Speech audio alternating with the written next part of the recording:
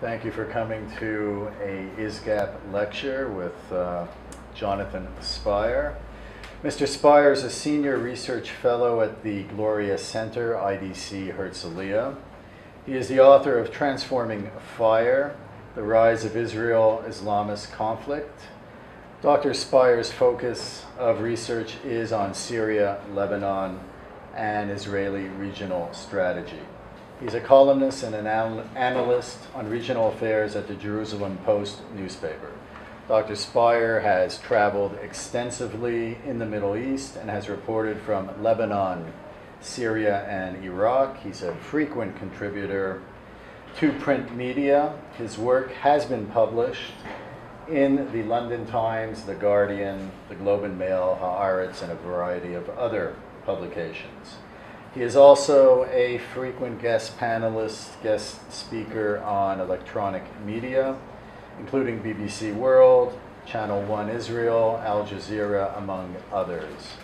My name is Lloyd Fischler, and let's give Mr. Spire a warm Montreal welcome.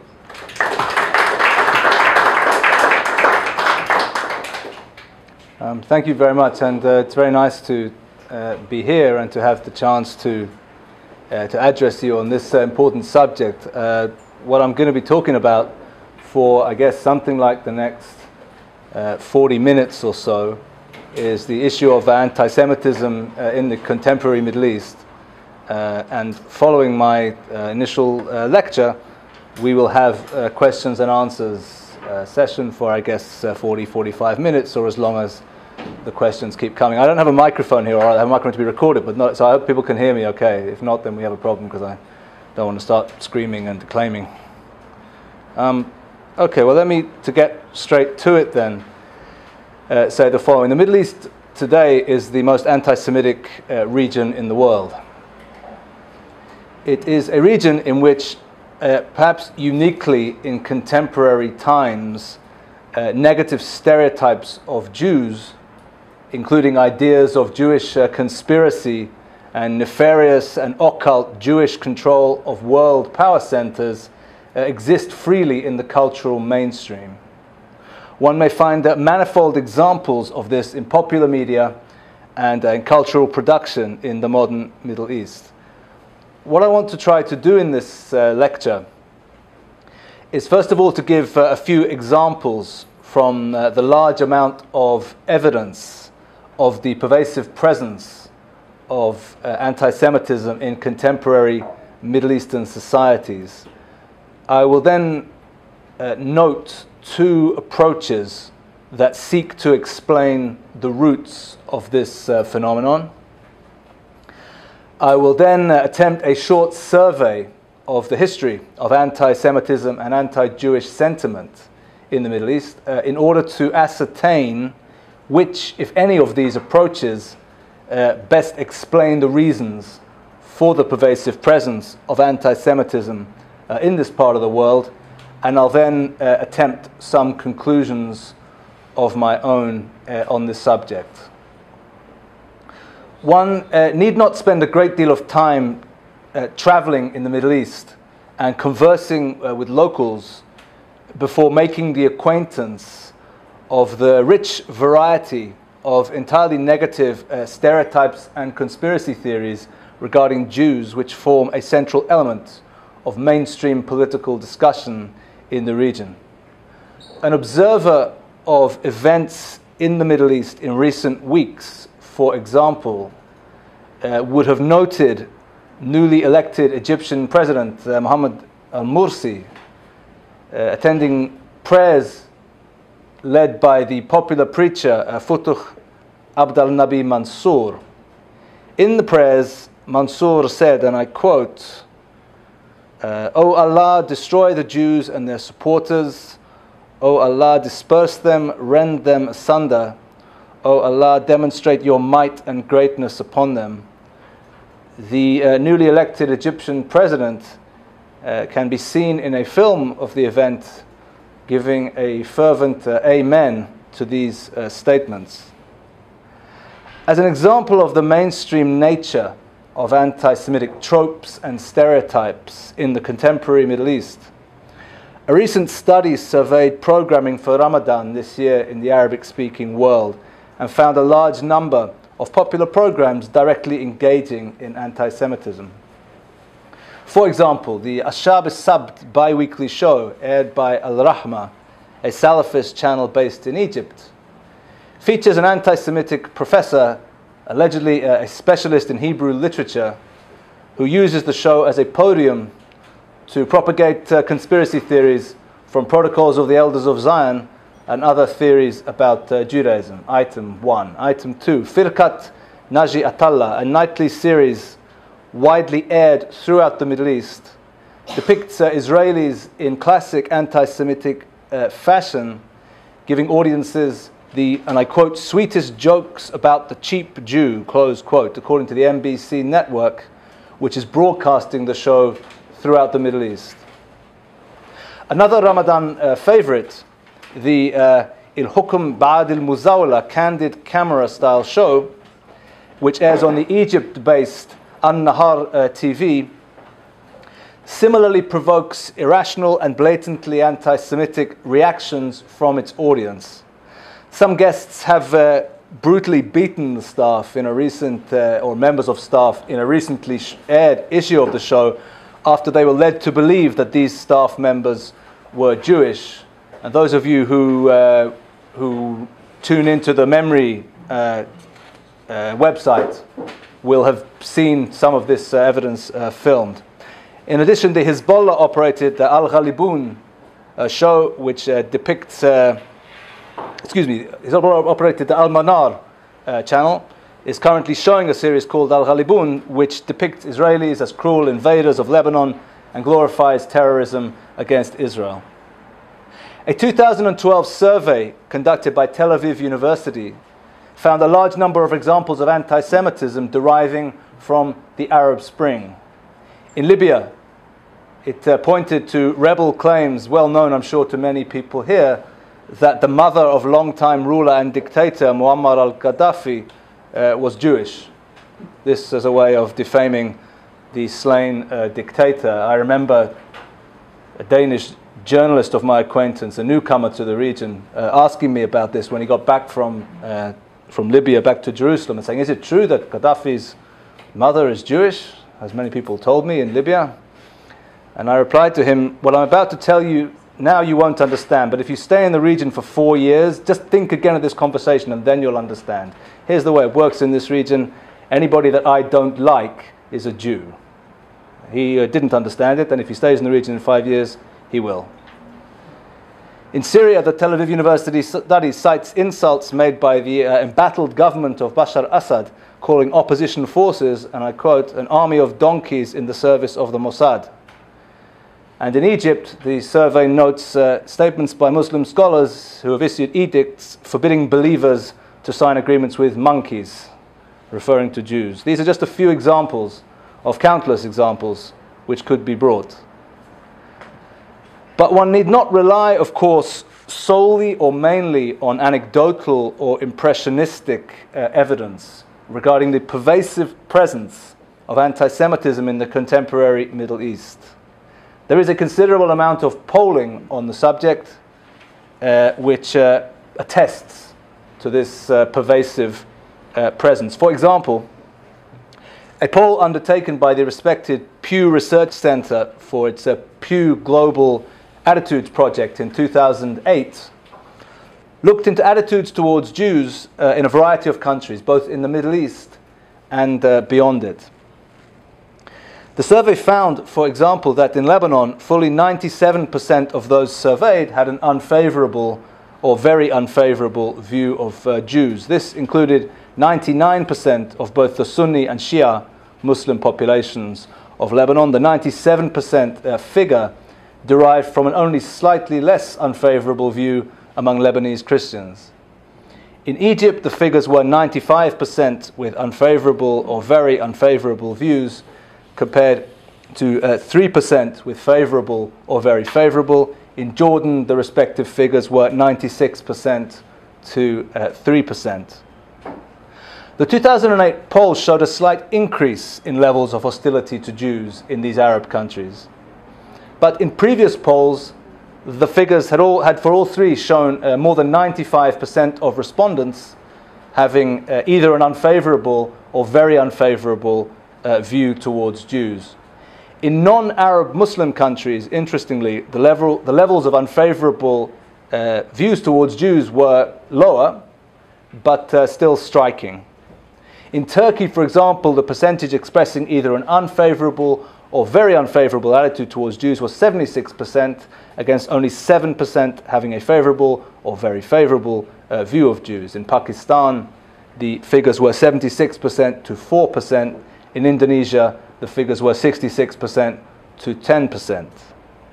For the purpose of comparison of the countries polled, those with the highest number of favorable or very favorable attitudes towards Jews were the United States, the UK, and France, with 77, 73, and 79% respectively. Canada was not among the countries polled, so I can't enlighten you with regard to the local attitudes. I'm sure you know all about them.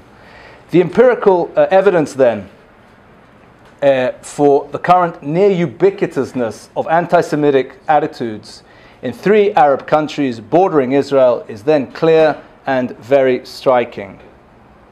Middle East historian Bernard Lewis wrote that by the 1980s, the volume of anti-Semitic literature published in the Arab world and its wide audience and the apparent authority of its sponsors suggested that classical anti-Semitism of the formerly Western type had become an essential part of Arab intellectual life, considerably more than in late 19th and early 20th century France, and to a degree that has been compared to Nazi Germany.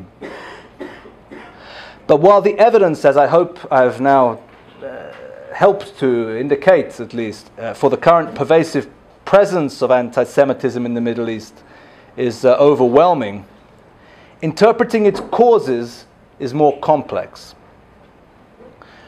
Broadly, 2 schools exist which seek to account for it, which I will call here the modernist and the perennialist schools.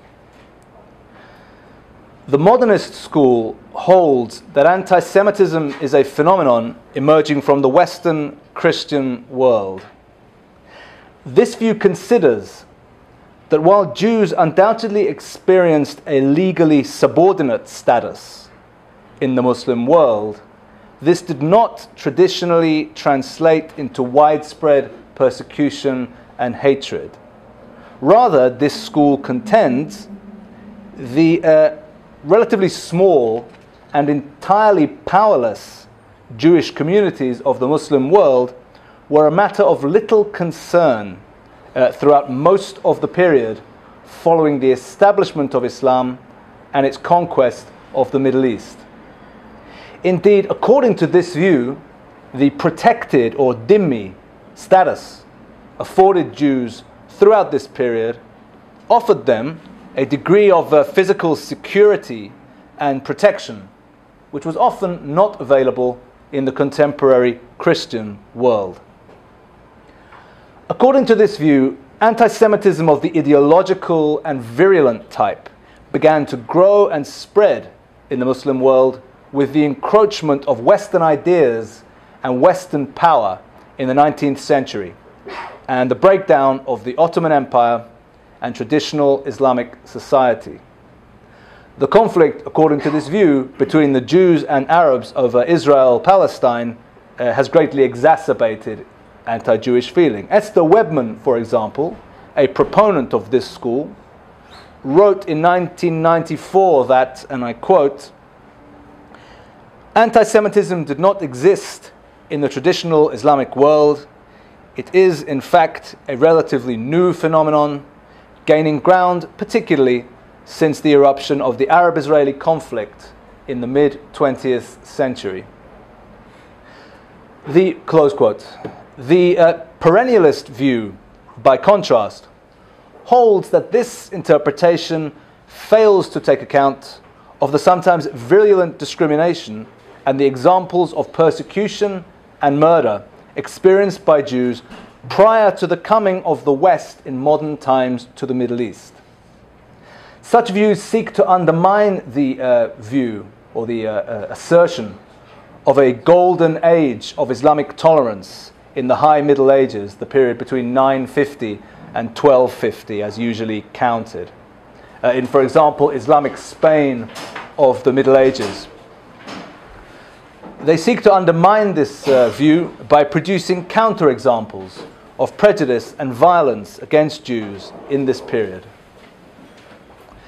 They also seek to locate the roots of anti-Semitism in the Middle East within the text and praxis of Islam itself, noting examples of anti-Jewish sentiment in the Quran and the Hadith. Which of these interpretations best fits with the available historical record? To ascertain this, I will now attempt a brief survey of the Jewish experience in Muslim lands. I'll then seek some conclusions regarding the implications of the pervasive presence of anti-Semitism in the modern Middle East. Islam clashed with the Jews from its earliest period. 3 Jewish tribes lived in the area of Medina at the time of the apostolate, of the preaching rather, of the Prophet of Islam, Muhammad. These were the Banu Nadir, the Banu Qaynuqa, and the Banu Qurayza, who lived among the larger pagan community throughout the oasis areas of northern Arabia at that time. Little in detail is known of these Jewish tribes. They are often described by researchers indeed as Judaized Bedouin, in that they appear to have differed in no significant way from the surrounding population and to have formed an accepted element of society.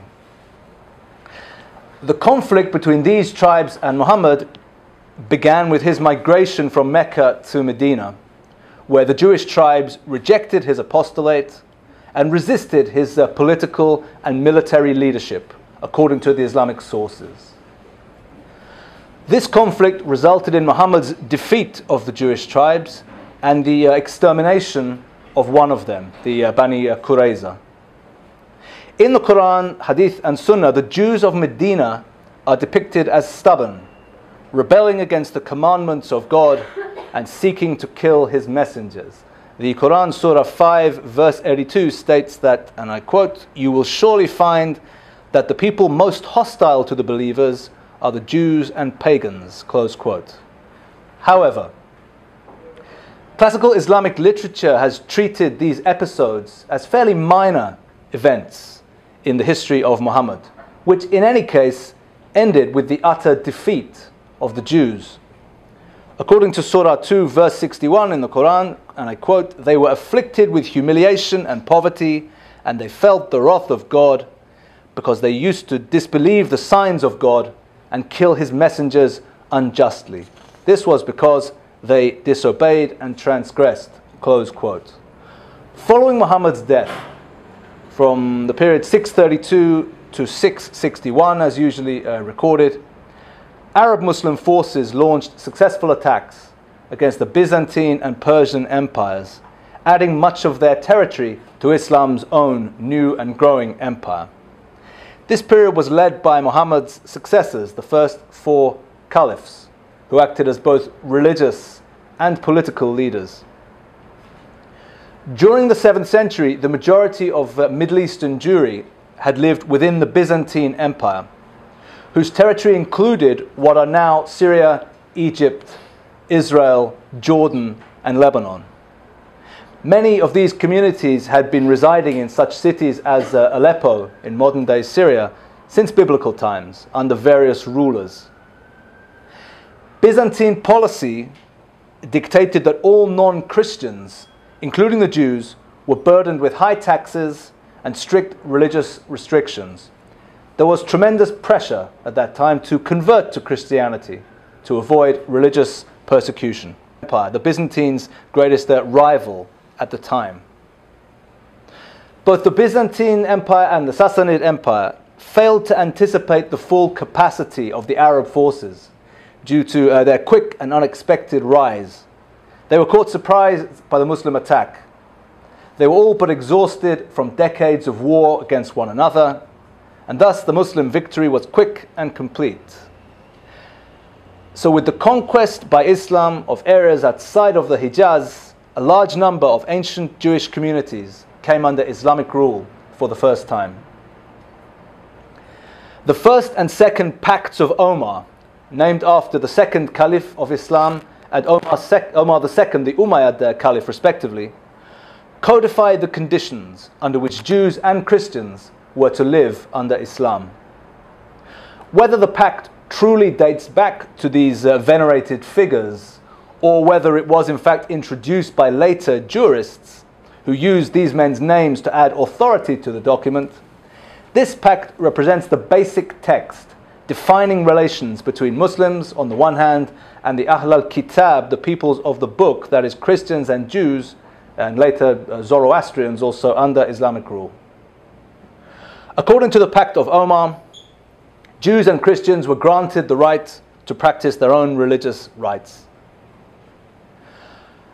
Protection of Christians and Jews and their property was also part of the pact. Manifesting their religion publicly or converting anyone to it was prohibited, as was keeping their children from becoming Muslim. Jews and Christians were required to wear clothing or signs that differentiated them from Muslims.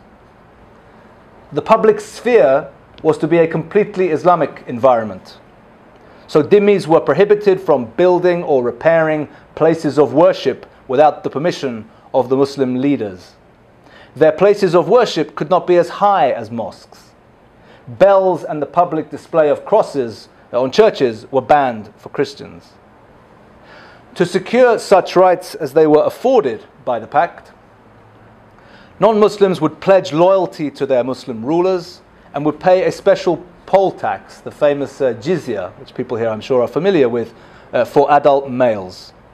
Their testimony in court would not be equal to that of a Muslim.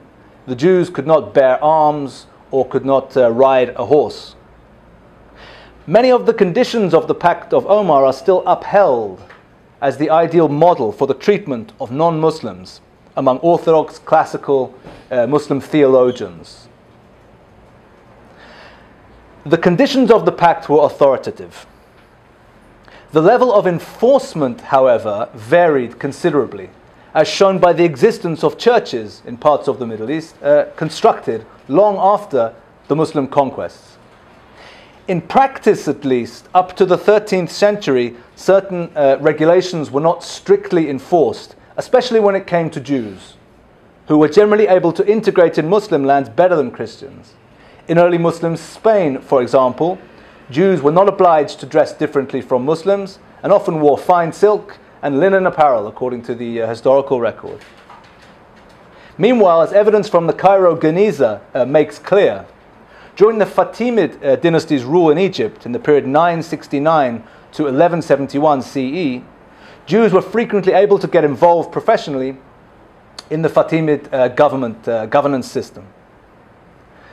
But the relatively peaceful life available to Jews as dhimma was of course dependent on their remaining obedient.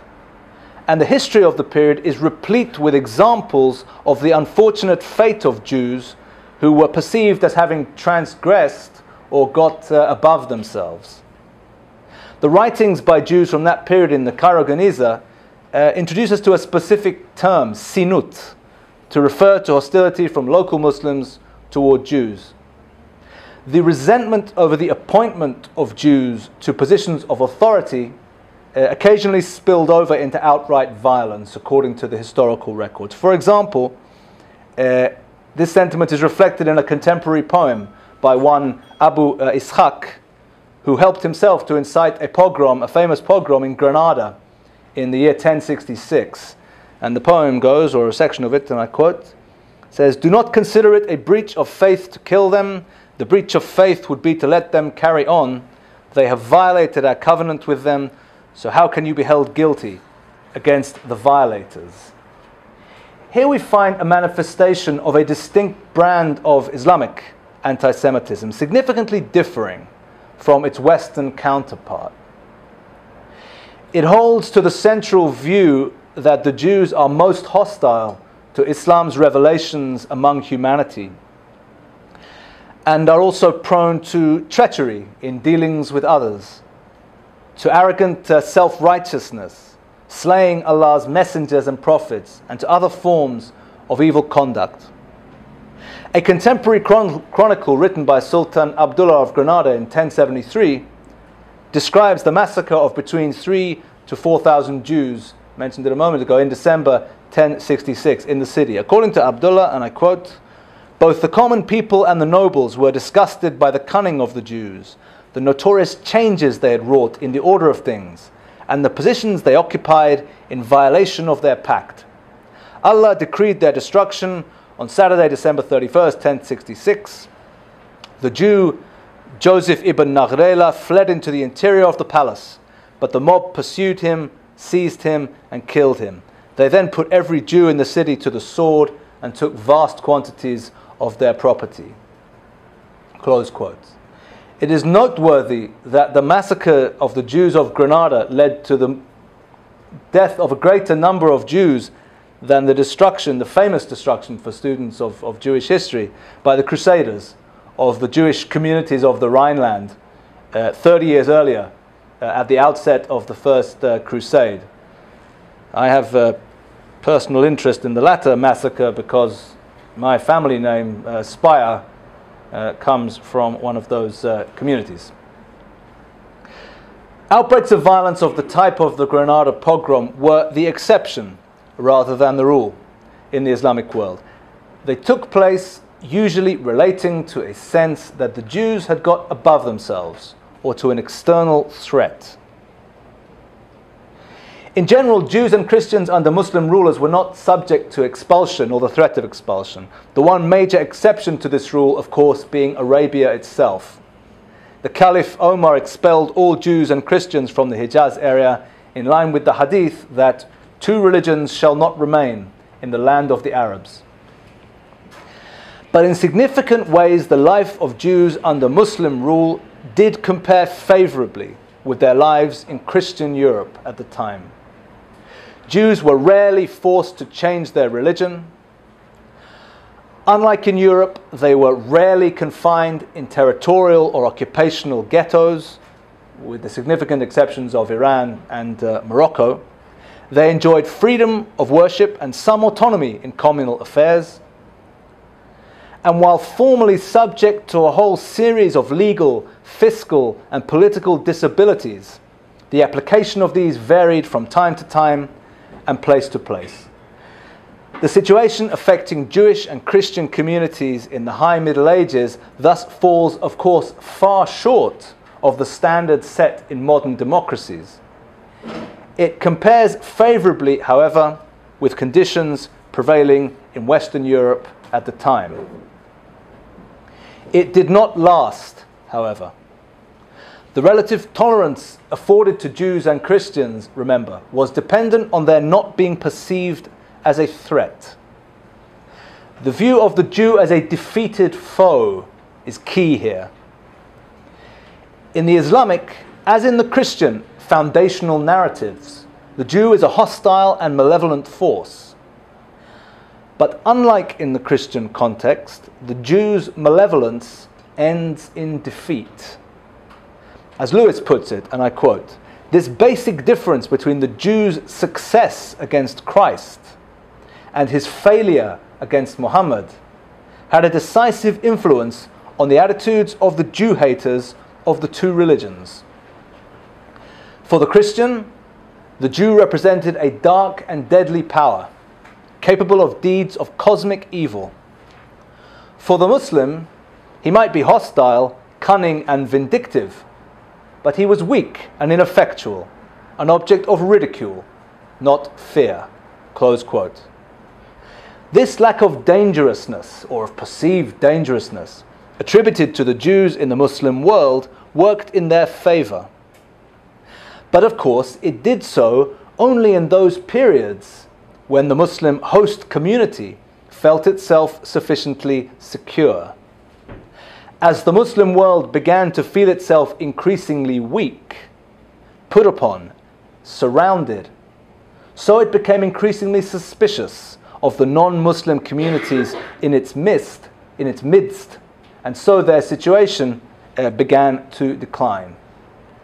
If we observe, for example, the harshly discriminatory policy of the Berber Almoravid dynasty who arrived in Spain in 1086, and the even more fanatical Almohad Berber Muslims after 1146 to 47 in Spain, it becomes clear that any notion of a golden age for Jews in Muslim Andalusia is largely a myth.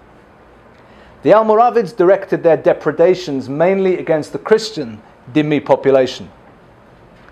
But the Almohads carried out widespread slaughter of Jews. This dynasty abolished the Dhimmi system, offering Jews the choice of conversion, exile, or death in many of the areas they conquered.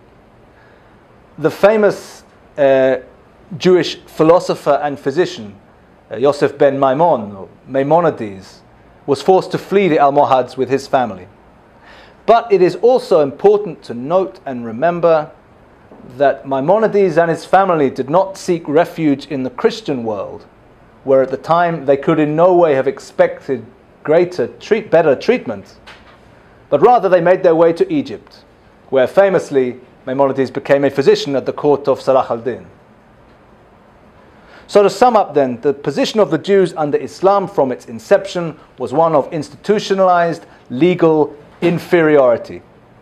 This inferiority had no exception, but its implementation varied from time to time and from place to place. The harshness of Muslim rule tended to correlate with the level of confidence and security felt by the Muslim rulers and their community. Where they felt reason to suspect their Jewish or Christian subjects, so the harshness of their rule tended to increase. As the confidence of the Muslim dominion began to subside, as enemies began to attack its borders, so its tolerance of non-Muslim minorities declined. And as the Muslim world began to become influenced by Western ideas, so Western anti-Semitism, or Western-style anti-Semitism, began to appear among Muslim communities. This introduced a new virulence and new motifs into views of the Jews prevalent in the region. The arrival of the distinctive Christian type of anti-Semitism came into the Islamic world in several stages. It began in the High Middle Ages with Christian converts to Islam. The second stage came with the Ottoman expansion into Europe, which brought large numbers of Greek Orthodox Christians under Muslim rule. The blood libel was endemic in these areas, and it came to the notice of the Ottoman authorities through the disturbances this would cause at Easter time in their new Christian dominions. This was the first time, by the way, that this particular libel had been known in Muslim lands. In the course of the 19th century, accusations in the Muslim world of ritual murder committed by Jews became almost commonplace, cropping up all over the empire, most famously, of course, in Damascus in 1840. The real penetration of modern-style anti-Semitism, however, came in the 19th century. It began among the Christian Arab communities who had the closest contacts with the West. The Christians had economic and commercial as well as religious reasons for opposing the Jews, who were their commercial competitors. And during the second half of the 19th century, the first Arabic translations of European anti-Semitic writings were published, mainly from the French originals. The very first was a tract published in Beirut in 1869, purporting to be the work of a Moldavian rabbi who had converted to Christianity. The work detailed the various supposed horrors of Jewish ritual practice and the Jewish religion. The introduction of the Talmudic theme in Muslim anti-Jewish polemics, very much well known and common nowadays, also dates from this period and from Christian sources. Of course, the entry of Christian-style anti-Semitism into the Muslim world in the 19th century was not taking place in a vacuum. Rather, it forms part of a larger picture in which the Christian West having overtaken the Muslim world in terms of societal and technological development, was now beginning to physically encroach upon the domains of Islam.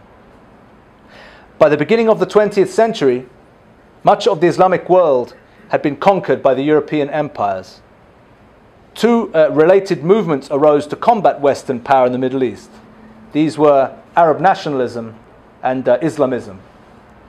Each of these movements claimed to represent the authentic response of the region to Western incursion. But each also in its own way was deeply influenced by Western ideas. Arab nationalism, through such writers as Sati al-Husri, later Michel Aflaq, Salah al-Din al-Bitar, adopted the German-style romantic and organic type of nationalism. Islamism also bears many of the hallmarks of a nationalist revival movement, albeit one which sees the Islamic Ummah as the community which has been invaded and which needs to revive its authentic consciousness and practice in order to resist and fight back against invasion. These movements emerged in the ferment of the early 20th century. They were coterminous with the emergence of modern Jewish nationalism or Zionism. Though rivals to one another, both Arab nationalism and Islamism are deeply permeated with anti-Jewish ideas and images in their literature and propaganda. The rise and triumph of Zionism and the emergence of the State of Israel represent a core trauma for the Islamic world in modernity. As we have seen, the traditional Islamic view of the Jews is one which might be described as contemptuous, but also largely indifferent. The Jews were a subaltern, a submerged people with a clear, inferior place in Islamic society. That such a people had successfully rebelled against this status, and by doing so had even defeated Arab and Muslim armies, and had re-established themselves in their ancient homeland, a place also of high importance to the Arab and Muslim worlds, represented a calamity of the first order. The reversal of this situation remains a matter of immense importance for millions throughout the Islamic world. The establishment of Israel thus constitutes a focal point for the coming together of a number of elements of central importance in the contemporary Islamic world. The sense of humiliation at the hands of the Christian West is personified perhaps most strongly in the victory of the Jews on Islamic soil over Muslims. This sense of humiliation and the desire for revenge is fueled paradoxically by the permeation of traditionally Christian ideas regarding the Jews as a noxious and powerful enemy into the Muslim world as a result of Western encroachment. Such ideas were alien to traditional Islamic society, as we have seen, but the Muslim world is today the place in which they flourish, while such ideas have retreated to the fringes in the West. Muslim Brotherhood founder Hassan al-Banna conceived, for example, a view of the Jews and of Zionism as a sort of occult cosmic force against which it is a holy duty to fight. Such ideas remain manifest today, for example, in the views of the Israel-based Islamist leader Raed Salah, who after the 9/11 terror attacks wrote, and I quote, that the one responsible for this act was the unique mover who wanted to carry out the bombings in Washington and New York in order to provide the Israeli establishment with a way out of its entanglements. The unique mover found a suitable way to warn the 4,000 Jews who worked at the World Trade Center so that they did not come to work on September 11th, 2001, close quote. It's the traditional Muslim view of the Jews. Rather, the two have joined together, combining into the image of the Jew commonly presented in the Islamic world today as simultaneously powerful and yet unworthy of respect, violent and yet cowardly, and equally paradoxically, familiar, indeed perhaps eternal, and yet also somehow inauthentic. This complex of ideas, drawing from traditional Islamic, from Christian, and from modern secular leftist notions, constitutes the prism through which Jews and Israel are seen today in the mainstream of the Arab and Islamic worlds. To conclude then, both modernist and perennialist explanations for anti-Semitism in the modern Middle East contain elements of truth, I wish to contend. The virulent anti-Semitism in evidence in the Middle East today is indeed of fairly recent vintage, dating back to the 19th century. It is indeed the product of the Islamic world's encounter with the West and its sense of subjugation, felt perhaps most strongly and acutely in the example of the emergence and flourishing of Israel. But this sentiment is rooted in and makes sense only with reference to the older Islamic idea of the Jew as a member of an inferior, defeated people. Modern anti-Semitism in the Middle East draws heavily on this heritage of contempt and feeling of superiority.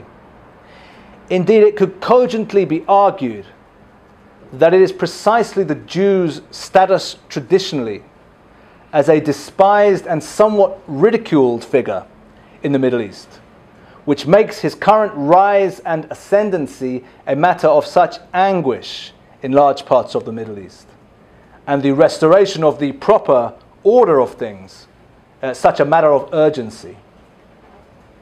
That this despised figure can rise up demonstrates just how far the Middle East and Islamic world have fallen in the sentiments of millions of Middle Easterners today. I would suggest that it is, by way of conclusion, that it is this aspect above all others which lends anti-Semitism in the contemporary Middle East its peculiar fervor,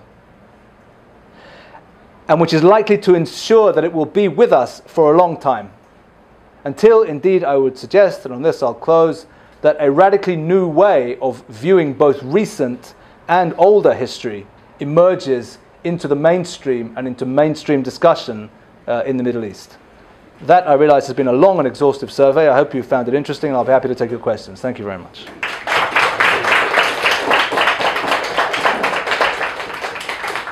Okay, we've got at least a half hour for questions. Mr. Creedon.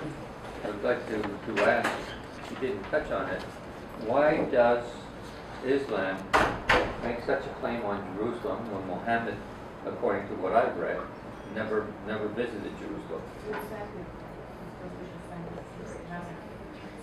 I think, isn't he supposed to have descended to heaven from Jerusalem? We can have a general discussion if you like, or I don't mind. I'm happy to be quiet. Let the speaker answer the questions, and then we will worry about. We have one question at a time and an answer, right? That's cool with you. Yeah. Unless you have. I'm very fine with that. First of all, Jerusalem has an important role in early Islamic political history, and it's worth going into some detail about this.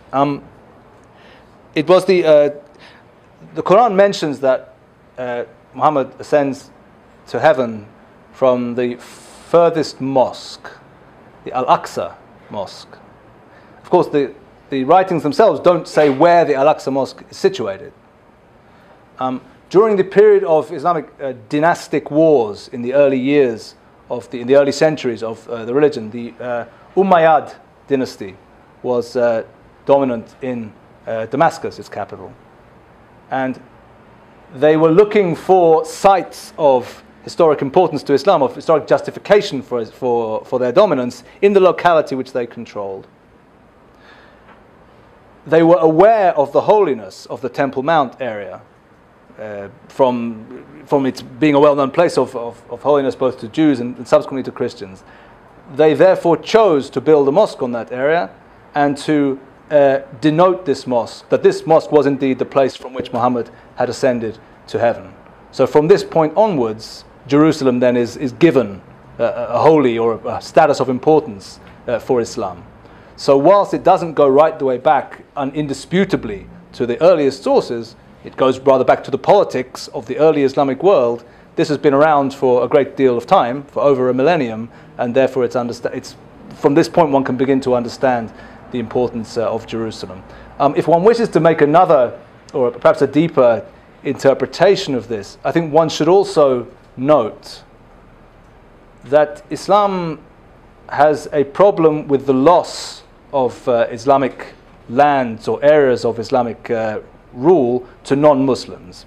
That is something which Islam certainly finds to be a great calamity. As a result, sites which might well have fallen into disrepair or into lack of attention over a long period of time will acquire attention if they are lost to Islam. And I think Jerusalem can certainly be cited as an example of this. A city which was not particularly central or developed or invested in during the period in which the Ottoman Empire, in which Islamic Empire ruled over it, but which once it was lost to Islam, became then invested with much of the traditional significance and centrality which it had formerly held. So the question of the loss of the city and the importance of recovering lost territories, in my estimation at least, should be borne in mind when considering the current Islamic view of Jerusalem, no less than the traditional importance of the city, which is significant too in the course of the history of Islam. The story that you've told is one that doesn't really make it into the mainstream media in the West. We hear about the Arab Spring, we hear about the fluorescence of democracy and our hopes and dreams for the Middle East, but this kind of story, even in the Arab Spring, many occasions of stars of David on targets of the revolutions and so on. So in a sense, we're preaching to the choir a little bit here. How do we get this story into the mainstream media? How do we get them to recognize? Now, universities are no better. Worse, if anything. It's highly politically incorrect to talk about the things that you've spoken about. You're likely to be accused of Islamophobia if you refer to anti-Semitism either in the tradition or in the contemporary Islamic world. So how do we get this understanding beyond this room? Well, it's a good question. I'm afraid in terms of strategy for what should be done in Montreal, I guess I'm not the best man for the job. I mean, I'm a researcher and a journalist rather than an advocate or an organizer. I will say the following, however. Something very bad and very problematic has happened in terms of the academic study of the Middle East in recent years in Western universities, in Western academia, I presume also in Canada, but also throughout the Western world. And this is this very negative trend which holds that much of the history of the contemporary Middle East is the result of the interference of Western colonialism and the attempt by the region to recover from it. This very negative trend has led, in my estimation, and let me speak frankly as I like to do, has led, in my estimation, not to an interesting rival school of study to the one which I represent, which would be welcome, but rather largely to an attempt to blot out serious research of any kind and to the emergence of so-called Middle East experts who are nothing of the kind, but who are in fact political advocates. This is a huge problem. It's a huge problem for many ways, but it's mainly a huge problem for the study of the Middle East. Because the problem is that the Middle East is of massive importance to all of us and all of our lives.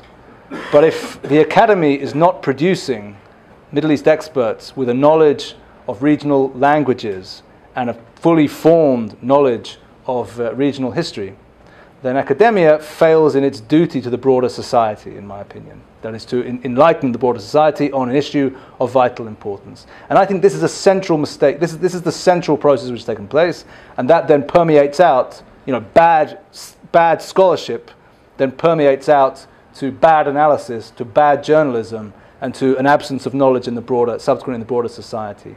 So I would suggest that a key issue for all of us is, the loss of academia and the need to take back the areas of serious study of the Middle East. That seems to me to be where the battle, a long-term battle, needs to be initially fought. And once we can get serious research going again, then other things can also begin to percolate out from that. But that seems to me to be a central battle. I myself and others in our own way, as journalists, as researchers, are trying our best to look at the region seriously and to disseminate what we have. But this is something which requires also organization and also focus. And so that's the best I can suggest to you. I mean, we have to win the battle intellectually. The fact of the matter is that if people, if we have a dominant sort of hegemony in the discussion of a view that rather than taking on arguments like mine that I've just made or others, seeks to shut them down by accusations of Islamophobia or worse, racism, then we can't even begin to have the discussion. We have to first of all discredit, that whole trend, that whole outlook, in order to force a space, for serious study and research to then take place. But I'm telling you what should be done, not how to do it. I'm afraid how to do it in the specific context of Canada will be something you will have to decide and not I. In 2015, it will be the 70th anniversary of the Second World War. There's a few books that have been banned. I might be wrong about that, but they were written during the Second World War, and now they're going to be available to the public. Now, obviously, one of the books is Adolf Hitler's Mein Kampf. Mm-hmm. And I understand that book had been out in some forms. But, so what can you say that would be a fire point for anti-Semitism? I would think. Well, okay. Books, I don't know how many other books. Yeah, in terms of the Middle East, I'm sorry to inform you. I mean, in terms of the Middle East, both Mein Kampf and also most of the classic texts, if we can call them that, of anti-Semitism are freely available in Arabic translations on this or that, official or unofficial type. So for anti-Semites in the Middle East, it's not that anyway there'll be a new danger from Mein Kampf being, and I guess you're referring to something I'm not aware of, but that it'll be now published in Canada or in the West. Yeah, okay. In the Middle East, it's banned. Okay, in the Middle East, it's not banned, and in the Middle East, Mein Kampf, and more importantly, the Protocols of the Elders of Zion, which is a slightly more for those of you who've read both of them, or had the pleasure of reading both of them dubiously, it's a slightly more literate, slightly less historical and slightly less hysterical and obviously repulsive attempt than is Hitler's book. So the Protocols consequently is a stronger piece of propaganda than Mein Kampf. Both of them are freely available at marketplaces and in bookshops throughout the Arabic-speaking world, and both of them play a very negative and nefarious role. I mean, it's difficult to convey to people, except for others who've traveled in the Middle East and spent time there, the extent to which these kind of ideas are mainstream in the Arab world. And the reason why it's difficult to convey is because they are, of course, so very not mainstream in the West.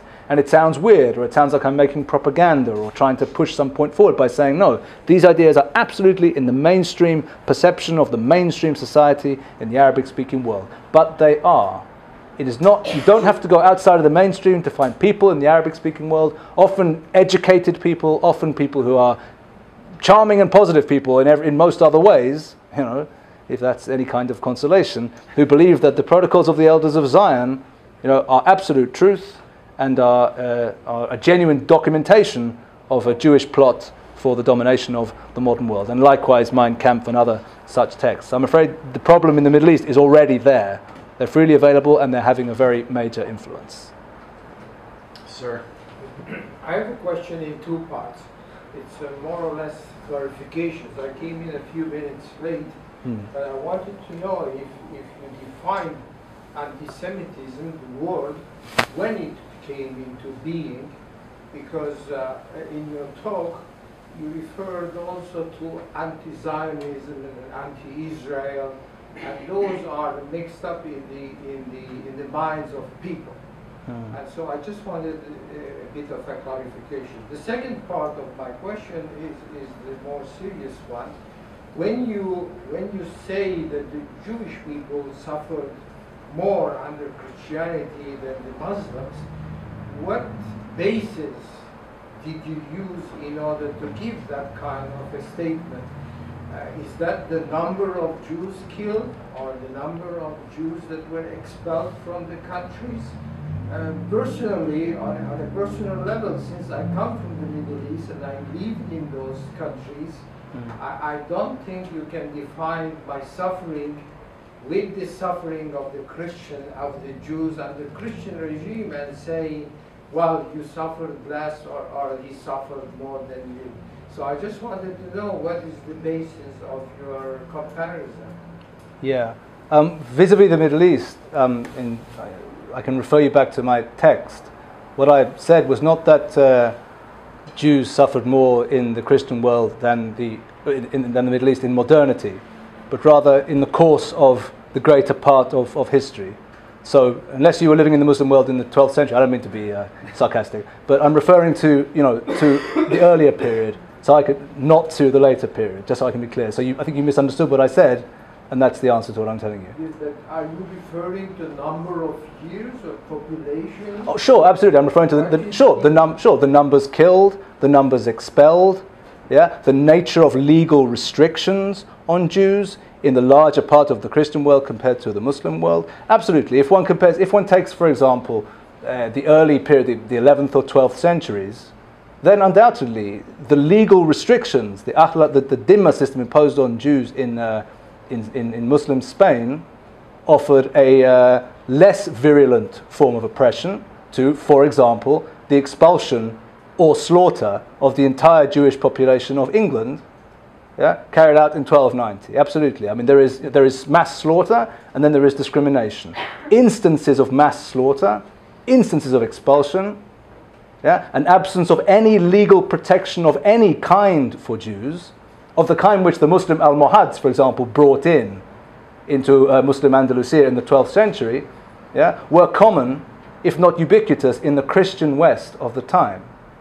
The actions of the Crusaders, for example, the mass slaughter of Jews undertaken by the Crusaders, have parallels in the Muslim world. And I mentioned the pogrom in Granada of 1066. But according to the historical record of the time, they were significantly fewer, in example, than were taking place in the Christian world. So these are the kind of indications. And by the way, I absolutely do not mean to, and for this reason I want to clarify what I said, and I understand from the way that you heard what I said exactly why you asked the question. So I wanted to make it absolutely clear. I'm not referring to, in this instance, to modernity. That is to say, since the Enlightenment, since the birth of secularism 300, 400 years ago in the Western world, the West has achieved levels of tolerance and levels of integration for Jews in certain parts of the West, not all, but in certain parts of the West, which of course outstrip anything which was remotely achieved by the Muslim world in antiquity or in the Middle Ages rather. But if we go back to that earlier time, then yes, I do think this is the situation. With regard to anti-Semitism, again, it's a fair question. Of course, it began to be used, as we know, coined by the anti-Semitic Austrian politician Wilhelm Marr in the late 19th century. But yeah, I mean it to mean prejudice and discrimination and hatred towards Jews. I use it in the broader sense here, in that I would also include in it theological hatred of Jews, not only racial hatred. So it's a fair question, and that's the way I've used it here. Over there. Well, I think when you No. modernity, I'm sorry, was it? It's okay. Should be next. It's okay. Talking about modernity, I think the instances of pogroms and under the Russians, and of course under Hitler, outdid anything any tolerance that was achieved during the Enlightenment. I think the Jews lost more people in the Hitler era than ever before, because they had technology to do this. Yeah. I think the Jews would have suffered more in earlier times if technology was available, and the Germans had this, so they were able to kill more than 6 million Jews. Yes. In a very few years.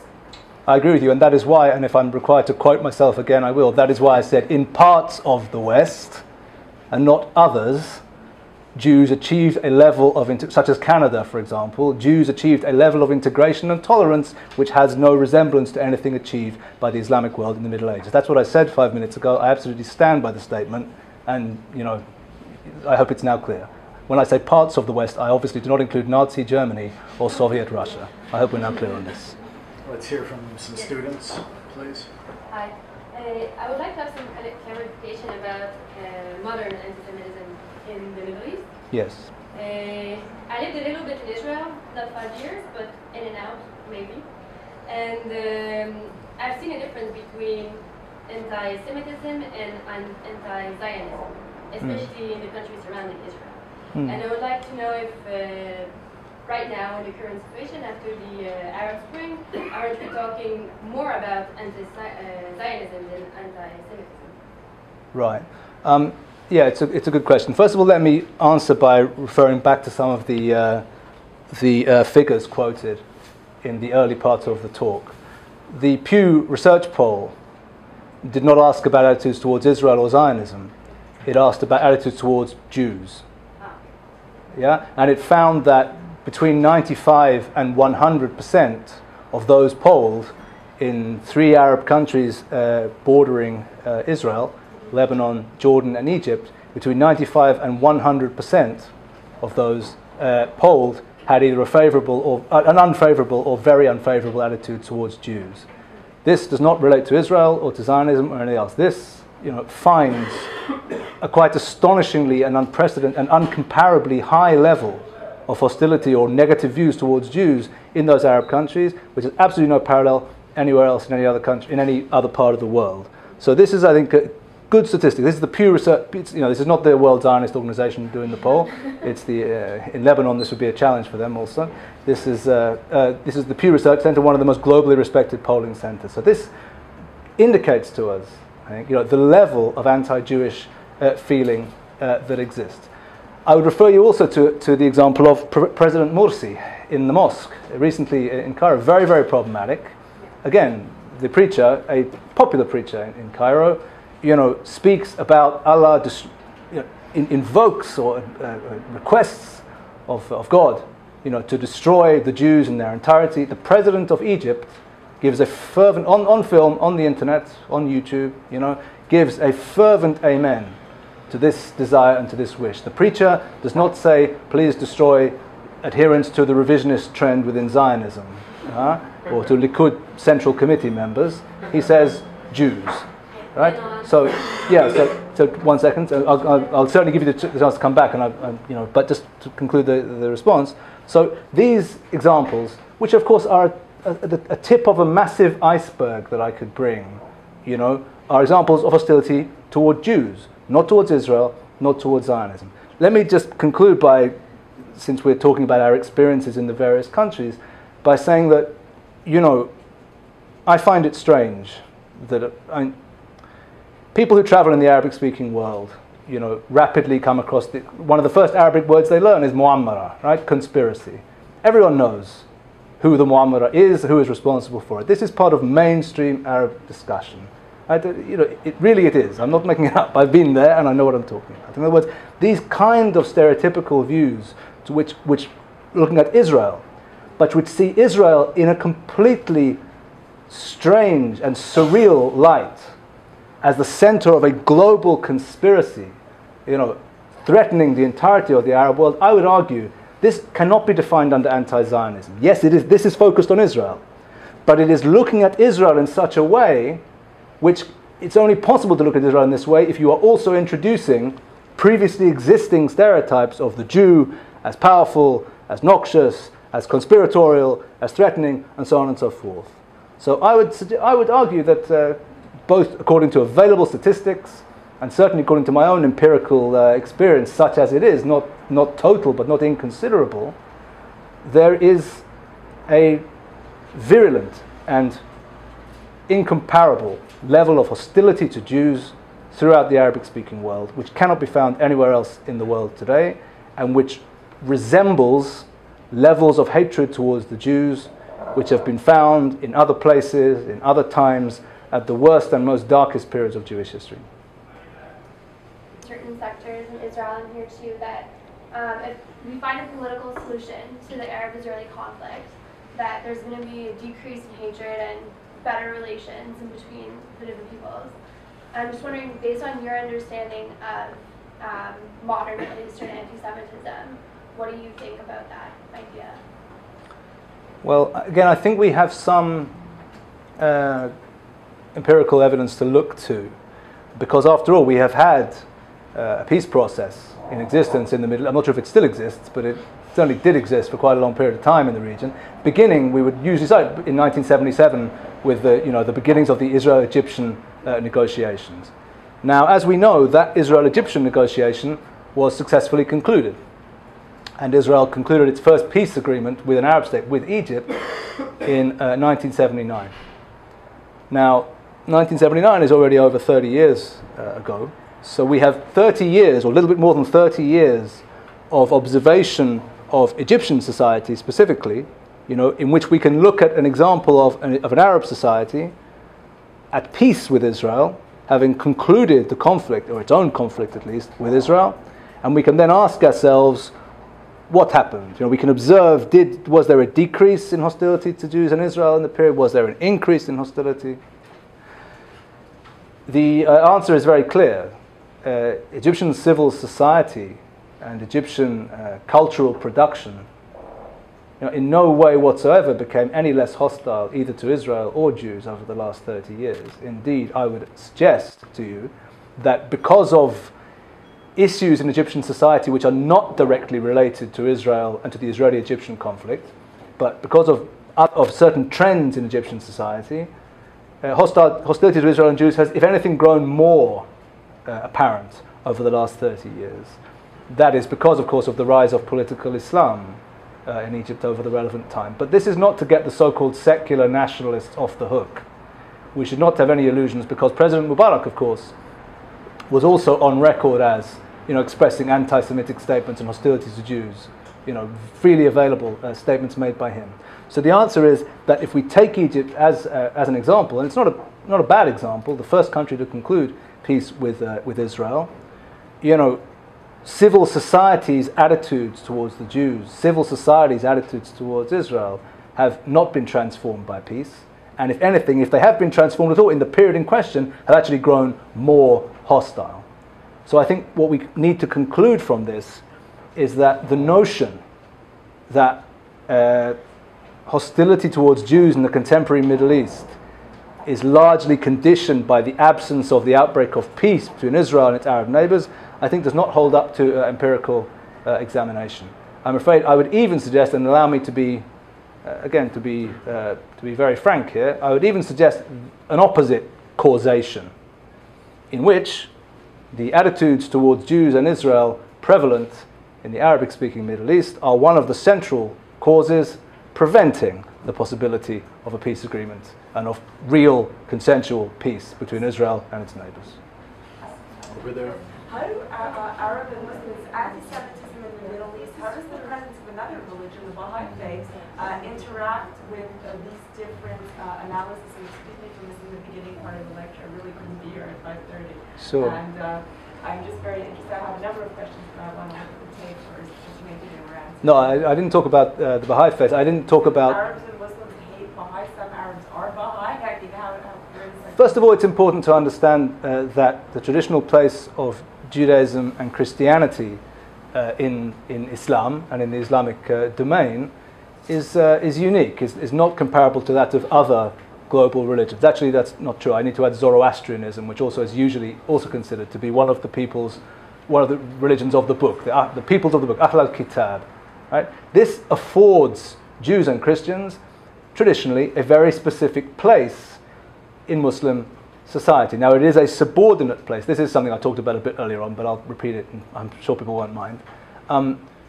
They are given a specific subordinate, but noted and codified place in Muslim society. Now, that place does not apply to all non-Muslims living under Islam. It applies to Jews and Christians and Zoroastrians living under Islam. Now, the Baha'i faith, of course, did not exist in the early stages of Islam's conquest and of Islam's emergence. The Baha'i faith only emerged in early modernity, if I'm not mistaken. The problem has been for the Baha'is, and indeed for other faiths not considered to qualify under the rules of people of the book, is that they have no rights afforded them by traditional Islamic documents and jurisprudence. As a result of which they have come under very difficult situations indeed, and a great deal of oppression, and of course in Iran today and elsewhere we know continue to suffer from a great deal of oppression. It is not, may I venture, entirely a coincidence that the main center of worship, if I'm not mistaken, of the Baha'i faith in the Middle East is in Haifa.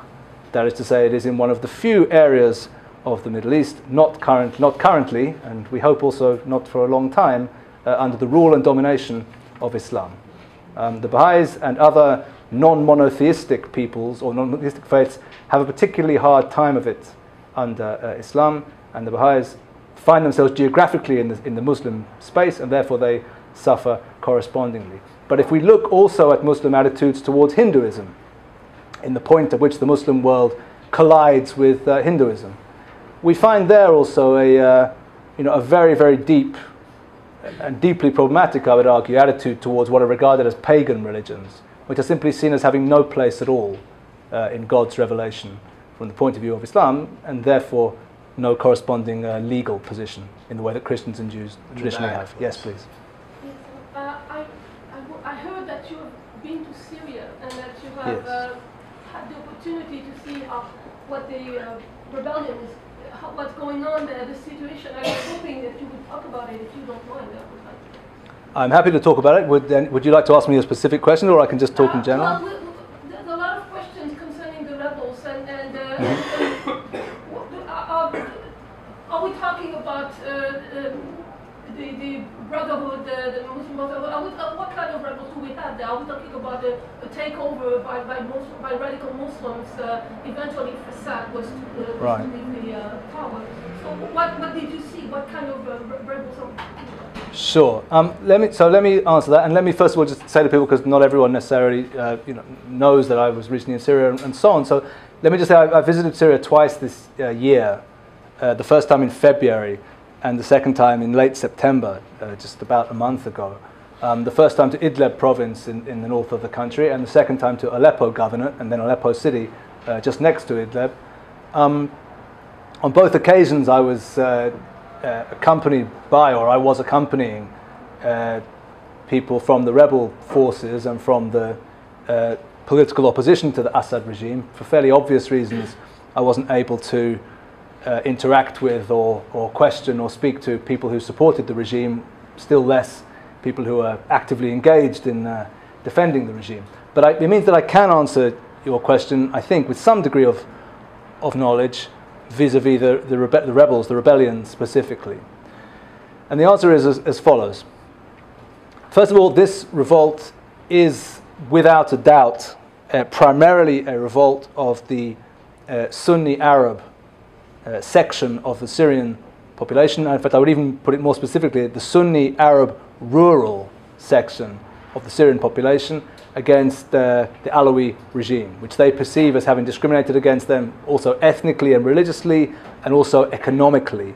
And so, that's the force that's driving this rebellion forward. That is to say that the heartlands of the Syrian rebellion are also the heartlands of conservative Sunni Islam, of Arab conservative Sunni Islam, because there are Kurdish Sunni Muslims in Syria too, in the country. Which means that almost by its nature, yes, this rebellion will tend to have a conservative Sunni Islamic character. Now, that's not the same as saying that the rebellion is therefore obviously and inevitably going to be controlled and run by Al-Qaeda or by the Muslim Brothers, or still less by Al-Qaeda. That's where it starts from. But from my own observation of the rebellion, I can say that this is a rebellion which has no coherent central leadership of any kind. Rather, what it is, the armed revolt against Bashar al-Assad, is a conglomeration of various different localized brigades and battalions which loosely cooperate with each other and which sometimes don't cooperate with each other at all. So depending on who you meet and who you speak to, you can get a very different impression.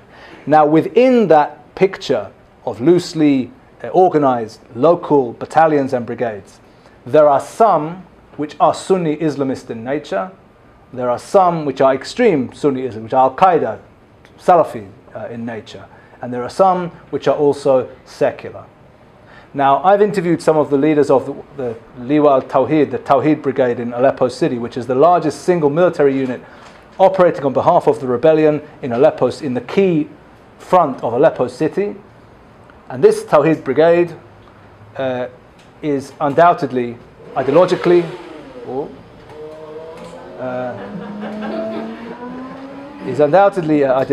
Muslim Brotherhood type Islamist in nature. There are other forces in Aleppo which I've observed which are undoubtedly Salafi, jihadi in nature, and there are also others which are secular. But what we notice and note is that it is the Islamist brigades which have the clearest strategy, the Islamist brigades which have the clearest long-term vision. Most of the secular forces just want to bring down Assad, and whatever comes next they'll sort it out. The Islamists have a clear sense of what they want to build, of the Islamic State they want to create, one. And secondly, and this is crucial to note, it is the Islamist forces which have been the main recipients of such international aid as has been made available to the rebel forces in Syria. That is, and here I think Western policy has to justify itself too. That is to say, the West, the United States, basically chose to not get involved in Syria and chose to contract out the support for the rebellion to three countries: Turkey, the Kingdom of Saudi Arabia, and Qatar.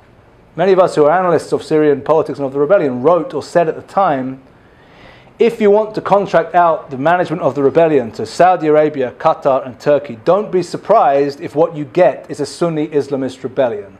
Who exactly would you expect these countries will choose to arm and support? Of course, they'll choose the Sunni Islamists, and they have done.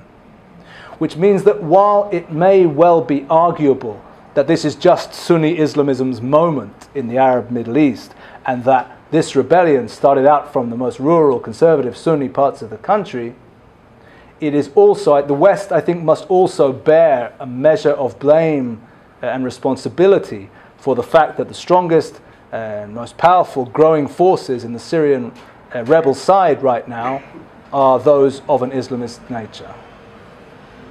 So, over there, please. How do you think anti-Zionism and anti-Semitism are related? So do you think that anti-Semitism is the main force behind anti-Zionism, or do you think there is something else involved? And another part of this question is, what do you think is the root of this activity on campus, you know, anti-Israel activity on campus, and what does anti-Semitism have to do with it, and what can we do to sort of prevent it and debunk it? Yeah, that's a huge couple of questions, but let me, not at all, it's fine. Look, with regard to the connection between anti-Zionism and anti-Semitism, certainly in the Middle Eastern context, it is quite impossible empirically, not only theoretically, to separate the two. That is to say, it's just, you know, anti-Zionists who have no prejudice of any kind whatsoever against Jews, in my experience, are just pretty thin on the ground. It's very hard to find them. Now, I think that the figures back me up on this. In other words, when I quote, I don't mean to go on and on about the Pew Research Poll. It's not Torah Sinai, right? But it's a useful tool to note that anti-Jewish feeling appears to be more or less ubiquitous in these societies. So it seems to me that the anti-Zionism, if what we mean by anti-Zionism, I think we do mean this, is the desire to destroy the legally recognized sovereign state of Israel, a very strange and extremist desire. I mean, anti-Zionism is a strange... so I'm starting getting off the point. Let me just examine another point. In 2012, in my view, the term anti-Zionism is a meaningless term. And let me say why, for the following reason.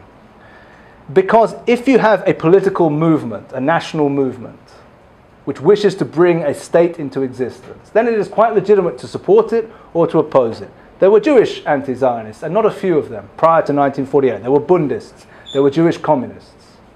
Yeah? I'm here in Canada, so let me have fun and make the following historical comparison. Yeah? Prior to 1776, in the country to the south of this one, it would have been quite legitimate to have made a case for the coming into existence of the United States of America, and equally, as people here will know, equally legitimate to make a case that North America should stay in the hands of the British Crown. Once the United States is formed, once Israel is formed, once the Republic of Ireland is formed, once France is formed, people who wish to destroy it become something of a quite different nature. They're not just people who oppose this or that political ideology, which is entirely legitimate. They're people who are making a strange and extremist demand in which a particular country, legally recognized, whose people wish its existence to continue, should be destroyed and wiped out of existence. That is a strange and extremist demand. In my view, the term anti-Zionism used in 2012 is an attempt to obfuscate that fact, is an attempt to pretend that the strange and extremist desire to destroy a people and a country is in fact simply the objection to this or that political philosophy, which most of us would see as being a quite legitimate thing to do, to challenge this or that political philosophy. So the term itself, I would suggest, in 2012, is a lie. This then brings me to the second part of understanding the second part of your question. If this term in itself is a falsehood, if this term in itself is an attempt to conceal something quite different, namely the desire for politicide, the unique desire to remove of all the countries in the world, the only one that is based on Jewish self-determination, then I think my answer to the question becomes quite obvious. This in itself is a form of singling out and prejudice against Jews, and therefore in real terms, in serious terms, there's no distinguishing between the two, except to say that anti-Zionism is a kind of curtain. This term anti-Zionism is a kind of curtain behind which hatred of Jews and a desire for Jews to not have the same rights as everybody else is disguised behind. How can we defeat this and challenge it on campus and elsewhere? Again, I'm not an organizer in the English-speaking world, so I'm probably not the best person to try and answer this. But from my own particular place, I can answer it by saying that getting the truth out there, getting the truth out there is the best way to discredit it. That's easier said than done, but that's what has to happen, and that's what eventually will happen. We have historical knowledge, we have historical facts on our side, we have intellectual rigor and academic rigor on our side. The other side has a lie at the center of its claims. Ours does not. Let me just refer you to an anecdote or a scene from a movie that I like very much, which is a Polish movie made in the early 80s about the Solidarity movement in Poland. And there's a scene in it in the late 1970s between two activists of the free trade union movement, a father and a son, in the city of Gdansk in Poland, just after they've been crushed once again by the communist forces. And the son asks his father, why do you remain so optimistic about the fact that we're eventually going to win this? And the father says to the son, for the following reason: because no lie can prevail for long. That's what Biokut in the film Man of Iron by Andrzej Wajda, a wonderful film set in Gdansk in 1968. And of course he was proven correct 21 years later. We should operate on a similar faith. No lie can prevail for long. There is currently a lie that is being spread in the Western world. Getting the truth out there is the best way to discredit it, I think. When people say that it's a political, that they're against the actions of the government, the Israeli government, they think that they're cruel, etc., etc. What do you have to say about that? Well, first of all, it's quite legitimate to criticize the actions of the Israeli government. One can argue, I criticize the actions of the Israeli government also, I must admit. I must plead guilty constantly, as do many other people, on all sorts of areas of its activities. So this is quite legitimate. If people simply want to criticize the actions of the Israeli government, in my opinion, let them go right ahead. If you have a sense, however, that their criticisms of the Israeli government appear to be unique, that they appear to be criticizing the Israeli government on a basis which they do not criticize other governments in other countries, if you have the sense that their solution to their criticisms of the Israeli government is that Israel cease to exist, then you have business with a quite different kind of situation. So I would suggest to you that you need to ascertain that. Ascertain it by asking questions. Ascertain it by arming yourself, with the ideas and with the facts of the history. And if you, having asked those questions, conclude that the person you're talking to genuinely just thinks that Israel, the government of Netanyahu, has made some wrong decisions, then you should, by all means, leave that person alone and bother them no more. How about the lady over here? I know you're not a mind reader, but do you have any idea? How do you know that? Can you talk about your impression of Obama's Middle Eastern policy? That's one question. Okay. And the other thing that I would like to ask you about is how do you understand what happened in Libya and what's going on in Afghanistan? Wow. Let's maybe stick to the first question. Okay, well, with regard to, I mean, again, we're here to talk really about anti-Semitism in the Middle East, so it's not quite relevant. Let me just briefly say the following. I do think, without wishing to take sides on the US presidential election, I do think that the current president has not succeeded in understanding the core dynamics of how things work in the Middle East. I understand what he was trying to do. I think what the president thought he was going to do when he came into office was to try to repair the terrible damage, as he saw it, which the previous administration had done in terms of America's image in the Middle East. The problem is that he went about it, in my estimation at least, quite in the wrong way.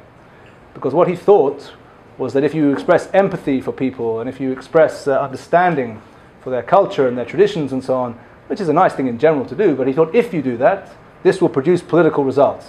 It'll produce the increasing value, so to speak, of America's image and American strategic coin in the region. And so he went to Cairo in 2009 and he gave that speech in which, by the way, people will remember he insisted on Muslim Brotherhood people being in the front row and committed, in my opinion, a grave error. He then compounded this, in my estimation, by failing to back and being seen to fail to back long-standing American allies in the Middle East. Ben Ali in Tunisia, Mubarak in Egypt. He then compounded that failure by failing to confront long-standing American enemies in the Middle East. Assad, Syria, the Iran of the Ayatollahs, and so on and so forth. What this comes down to, in my view, is the following conceptual failure. He thought that what you need to do with enemies in the Middle East is to make them like you, and what you need to do with friends in the Middle East is, well, that's less important. They'll just be your friends anyway. It doesn't work that way.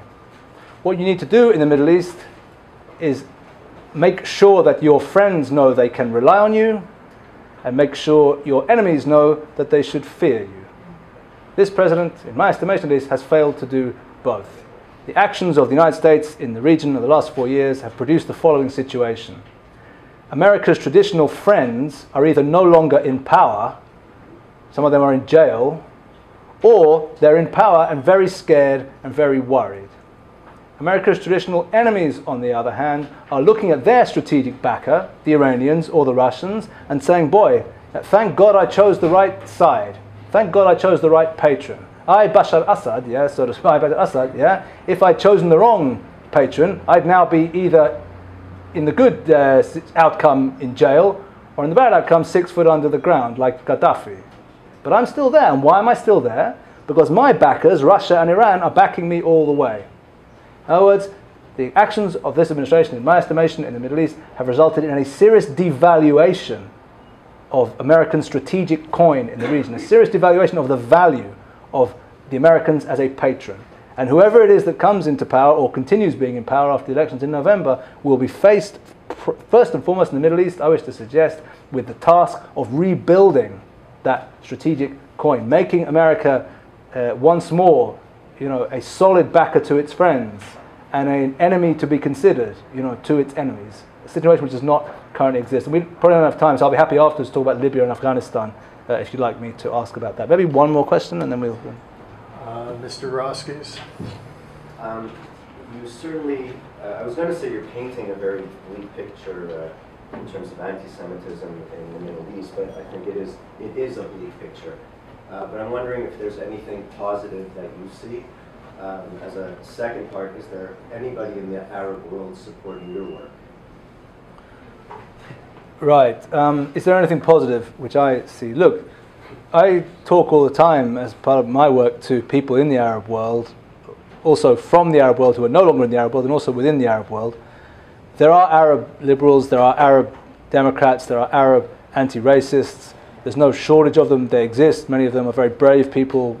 Most of them are very admirable people. The problem is that in terms of political power and mass political support in Arab societies in 2012, they don't have it. Many of them find themselves ending up in the West. If they stay in the Arab world, then they find themselves often politically isolated, politically set upon. The simple fact of the matter politically in the Arab world today is that you have the regimes and you have the Islamists, and it will be one or the other. And it's not nice to say that, but that's what I was saying, been saying for many years, and I think that the events of the last year and a half have more than borne out that prediction. That was the case and that remains the case. Do I like it? I don't like it, but that's the way it is.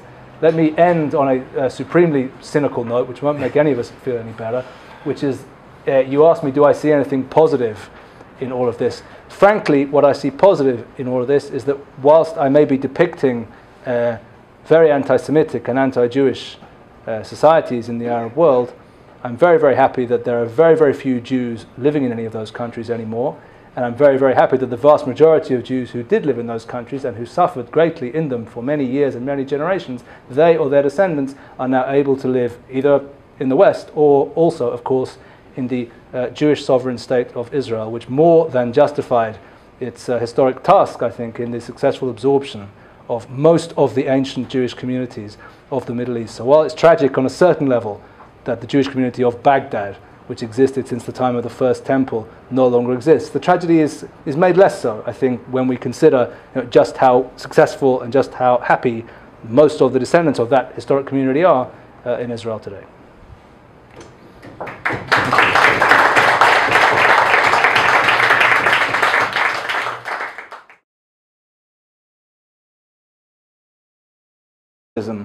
In this part of the world, and I'll then attempt some conclusions of my own on this subject.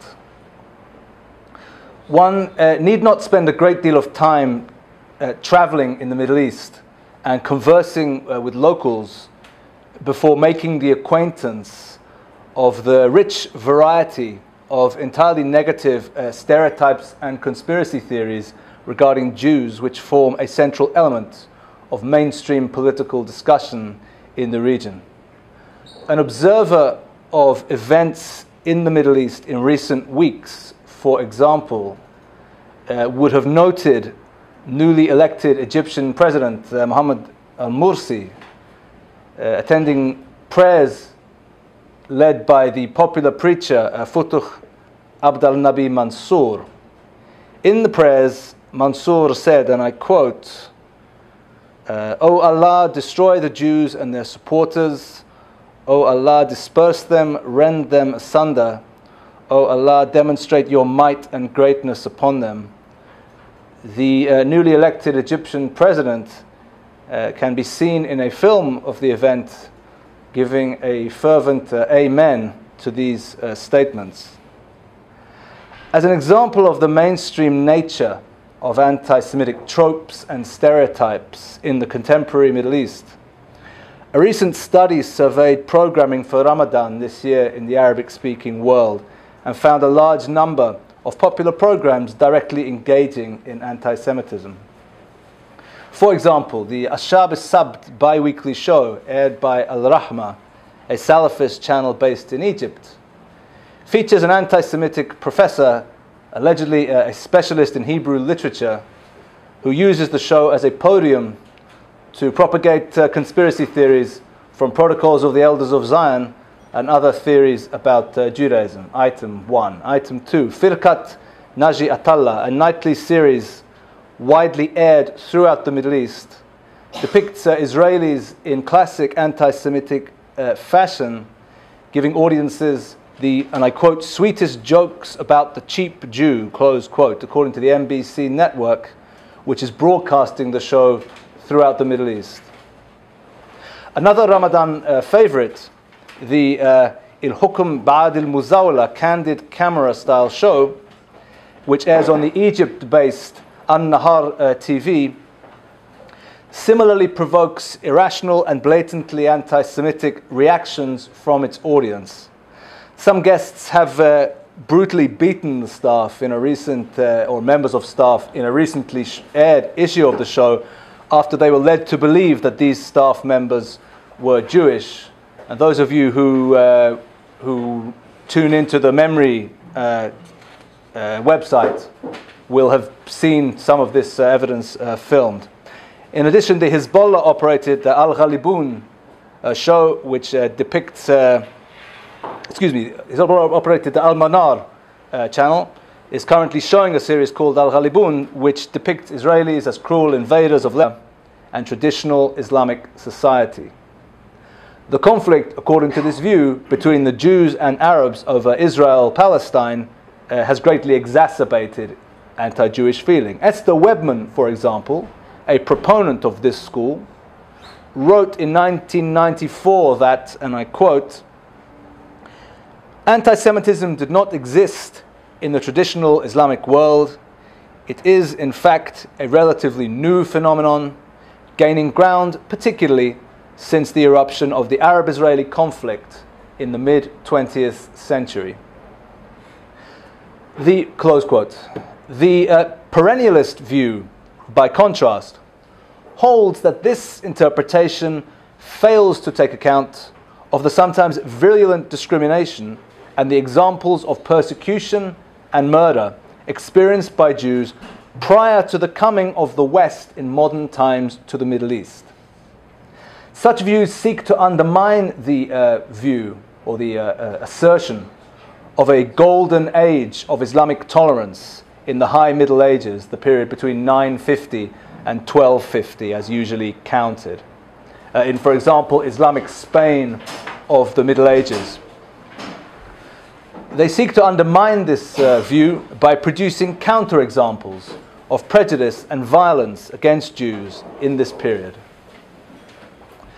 They also seek to locate the roots of anti-Semitism in the Middle East within the text and praxis of Islam itself, noting examples of anti-Jewish sentiment in the Quran and the Hadith.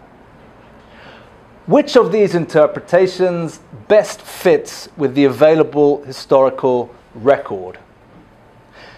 To ascertain this, I will now attempt a brief survey of the Jewish experience in Muslim lands. I'll then seek some conclusions regarding the implications of the pervasive presence of anti-Semitism in the modern Middle East. Islam clashed with the Jews from its earliest period. 3 Jewish tribes lived in the area of Medina at the time of the apostolate, of the preaching rather, of the Prophet of Islam, Muhammad. These were the Banu Nadir, the Banu Qaynuqa, and the Banu Qurayza, who lived among the larger pagan community throughout the oasis areas of northern Arabia at that time. Little in detail is known of these Jewish tribes.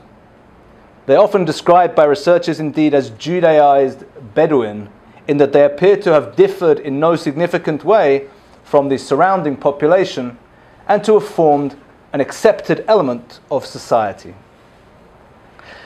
The conflict between these tribes and Muhammad began with his migration from Mecca to Medina, where the Jewish tribes rejected his apostolate and resisted his political and military leadership, according to the Islamic sources.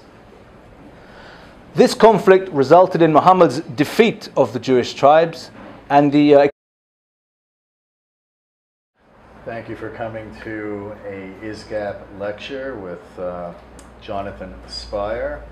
Mr. Spire is a senior research fellow at the GLORIA Centre, IDC Herzliya. He is the author of Transforming Fire, The Rise of Israel-Islamist Conflict. Dr. Spire's focus of research is on Syria, Lebanon, and Israeli regional strategy. He's a columnist and an analyst on regional affairs at the Jerusalem Post newspaper. Dr. Spire has traveled extensively in the Middle East and has reported from Lebanon, Syria, and Iraq. He's a frequent contributor to print media. His work has been published in the London Times, The Guardian, the Globe and Mail, Haaretz, and a variety of other publications. He is also a frequent guest panelist, guest speaker on electronic media, including BBC World, Channel 1 Israel, Al Jazeera, among others. My name is Lloyd Fischler, and let's give Mr. Spire a warm Montreal welcome.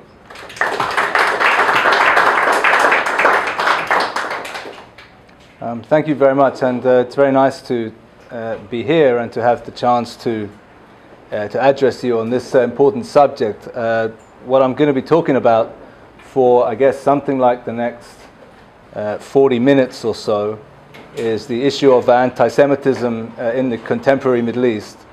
And following my initial lecture, we will have questions and answers session for, I guess, 45 minutes, or as long as the questions keep coming. I don't have a microphone here, or I have a microphone to be recorded, but not, so I hope people can hear me okay. If not, then we have a problem, because I don't want to start screaming and declaiming.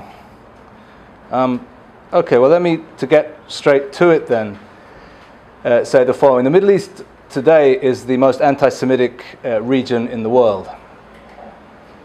It is a region in which, perhaps uniquely in contemporary times, negative stereotypes of Jews, including ideas of Jewish conspiracy and nefarious and occult Jewish control of world power centers, exist freely in the cultural mainstream. One may find manifold examples of this in popular media and in cultural production in the modern Middle East. What I want to try to do in this lecture is, first of all, to give a few examples from the large amount of evidence of the pervasive presence of anti-Semitism in contemporary Middle Eastern societies. I will then note two approaches that seek to explain the roots of this phenomenon. I will then attempt a short survey of the history of anti-Semitism and anti-Jewish sentiment in the Middle East in order to ascertain which, if any, of these approaches best explain the reasons for the pervasive presence of anti-Semitism or very unfavorable attitude towards Jews. Was 76% against only 7% having a favorable or very favorable view of Jews. In Pakistan, the figures were 76% to 4%. In Indonesia, the figures were 66% to 10%. For the purpose of comparison of the countries polled, those with the highest number of favorable or very favorable attitudes towards Jews were the United States, the UK, and France, with 77, 73, and 79% respectively. Canada was not among the countries polled, so I can't enlighten you with regard to the local attitudes. I'm sure you know all about them. The empirical evidence then for the current near ubiquitousness of anti-Semitic attitudes in 3 Arab countries bordering Israel is then clear and very striking. Middle East historian Bernard Lewis wrote that by the 1980s, the volume of anti-Semitic literature published in the Arab world and its wide audience and the apparent authority of its sponsors suggested that classical anti-Semitism of the formerly Western type had become an essential part of Arab intellectual life, considerably more than in late 19th and early 20th century France, and to a degree that has been compared to Nazi Germany. But while the evidence, as I hope I have now helped to indicate at least, for the current pervasive presence of anti-Semitism in the Middle East is overwhelming, interpreting its causes is more complex. Broadly, 2 schools exist which seek to account for it, which I will call here the modernist and the perennialist schools. The modernist school holds that anti-Semitism is a phenomenon emerging from the Western Christian world. This view considers that while Jews undoubtedly experienced a legally subordinate status in the Muslim world, this did not traditionally translate into widespread persecution and hatred. Rather, this school contends the relatively small and entirely powerless Jewish communities of the Muslim world were a matter of little concern throughout most of the period following the establishment of Islam and its conquest of the Middle East. Indeed, according to this view, the protected or dhimmi status afforded Jews throughout this period offered them a degree of physical security and protection, which was often not available in the contemporary Christian world. According to this view, anti-Semitism of the ideological and virulent type began to grow and spread in the Muslim world with the encroachment of Western ideas and Western power in the 19th century, and the breakdown of the Ottoman Empire, Lebanon, and glorifies terrorism against Israel. A 2012 survey conducted by Tel Aviv University found a large number of examples of anti-Semitism deriving from the Arab Spring. In Libya, it pointed to rebel claims, well known I'm sure to many people here, that the mother of longtime ruler and dictator Muammar al-Gaddafi was Jewish. This as a way of defaming the slain dictator. I remember a Danish journalist of my acquaintance, a newcomer to the region, asking me about this when he got back from Libya back to Jerusalem and saying, is it true that Gaddafi's mother is Jewish, as many people told me in Libya? And I replied to him, what I'm about to tell you now you won't understand, but if you stay in the region for 4 years, just think again of this conversation and then you'll understand. Here's the way it works in this region. Anybody that I don't like is a Jew. He didn't understand it, and if he stays in the region in 5 years, he will. In Syria, the Tel Aviv University study cites insults made by the embattled government of Bashar Assad, calling opposition forces, and I quote, an army of donkeys in the service of the Mossad. And in Egypt, the survey notes statements by Muslim scholars who have issued edicts forbidding believers to sign agreements with monkeys, referring to Jews. These are just a few examples of countless examples which could be brought. But one need not rely, of course, solely or mainly on anecdotal or impressionistic evidence regarding the pervasive presence of anti-Semitism in the contemporary Middle East. There is a considerable amount of polling on the subject which attests to this pervasive presence. For example, a poll undertaken by the respected Pew Research Centre for its Pew Global Attitudes Project in 2008 looked into attitudes towards Jews in a variety of countries, both in the Middle East and beyond it.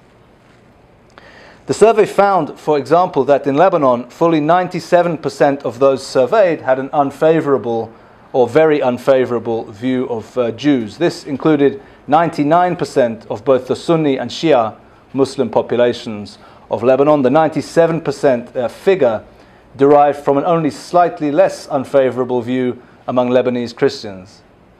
In Egypt, the figures were 95% with unfavorable or very unfavorable views, compared to 3% with favorable or very favorable. In Jordan, the respective figures were 96% to 3%. The 2008 poll showed a slight increase in levels of hostility to Jews in these Arab countries. But in previous polls, the figures had for all three shown more than 95% of respondents having either an unfavorable or very unfavorable view towards Jews. In non-Arab Muslim countries, interestingly, the levels of unfavorable views towards Jews were lower, but still striking. In Turkey, for example, the percentage expressing either an unfavorable